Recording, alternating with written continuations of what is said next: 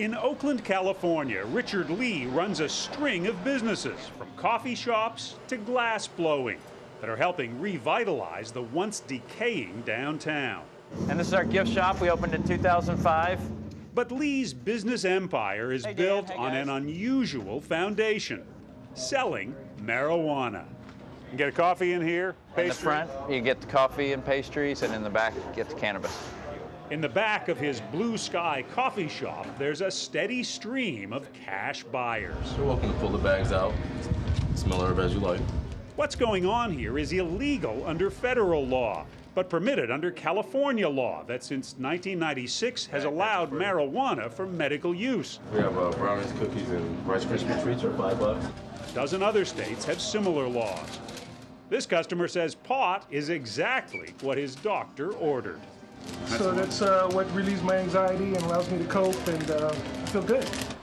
Lee has dubbed his Oakland neighborhood Oaksterdam, with a nod to Amsterdam and its liberal drug laws. His goal is to make this a tourist destination, with marijuana its main attraction. And does that worry people around here? No, people around here love it because they see how much we've improved the neighborhood. Next door to where Lee sells marijuana, Gertha Hayes sells clothes. Being that we have the dispensary, it brings all walks of life over here now because there's no particular pothead, so everyone comes. So these aren't just druggies in there? No, not at all. If you look and see who comes up and down the block, you'll see it's so diverse. Part of the Oaksterdam neighborhood is a nursery growing a cash crop. Medical marijuana is now estimated to be a $2 to $3 billion business in California. Yeah, there's a lot of people making a lot of money.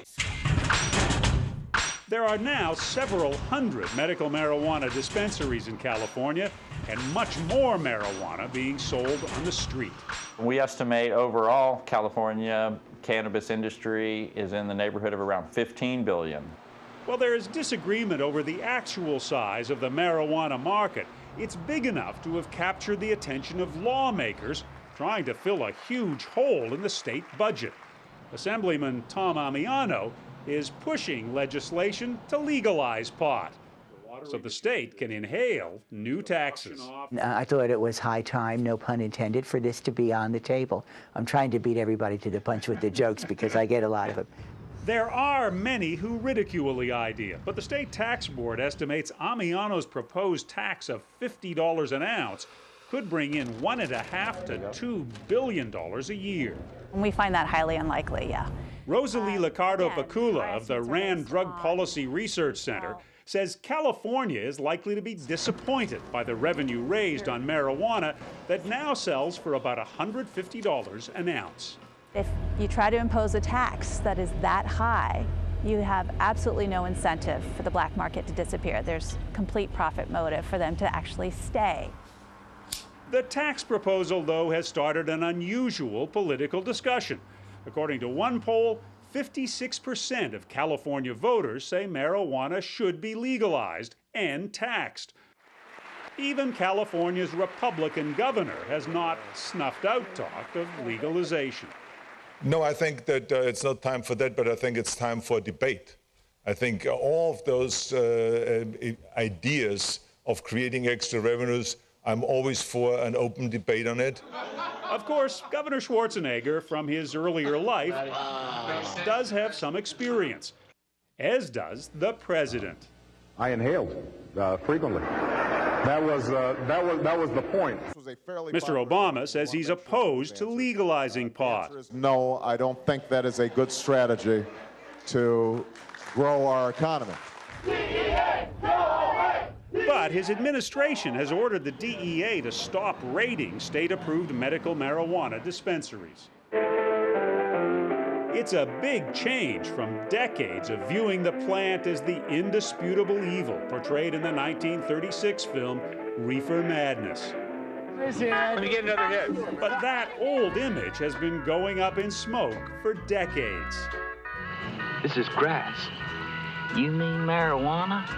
Yeah. Don't bogart that joint, my friend. It was along for the trip in 1969 in the movie Easy Rider. and on the cover of Life magazine. On TV today, it's just part of suburban life in the series Weeds. You're high already.